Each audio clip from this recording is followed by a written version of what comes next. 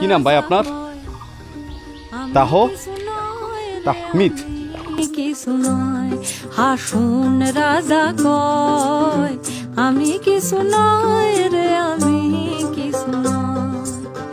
অন্তরে বাহিরে দেখি কেবল দয়াময় রে হাসুন রাজা কয় আমি কিছু নয় রে আমি বিদায় কিছু নয়। শেষ।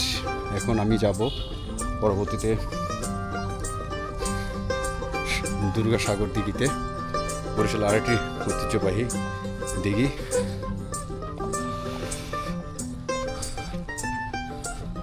তারপর অল্প সময় শহরের অদূরেই 20 আসা যাওয়া 20-40 মিনিট লাগে, আর 10-15 মিনিট বা 20 মিনিট দেখলে জমিদার বাড়িটি ঘুরে তারপরে অল্প সময় চলে যেতে পারলেন এই নারকেলের ছায়া গাছগাছালি পরিপূর্ণ এই লাকুটিয়া জমিদার বাড়ি বরিশাল।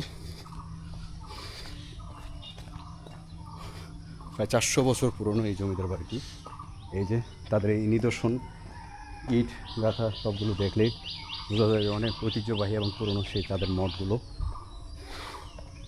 আদি নিদর্শন।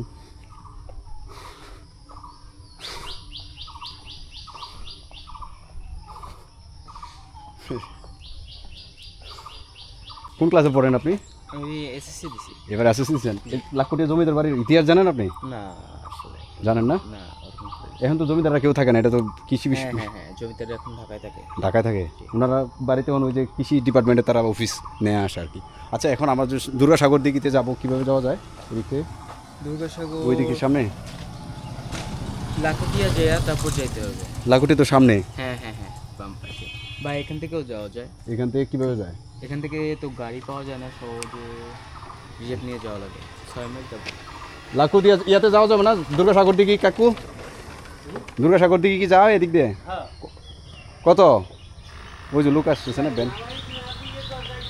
ও আচ্ছা, ব্যান দিয়ে যাওয়া যদি আসে না রানিং অবস্থায়। হ্যাঁ এই জায়গা দিয়ে 6 মাইল, তারপর সেই জায়গা থেকে গাড়িতে।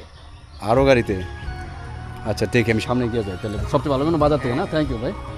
জি, জমিদার কেউ থাকে না এখানে, ঢাকায় থাকে নাকি?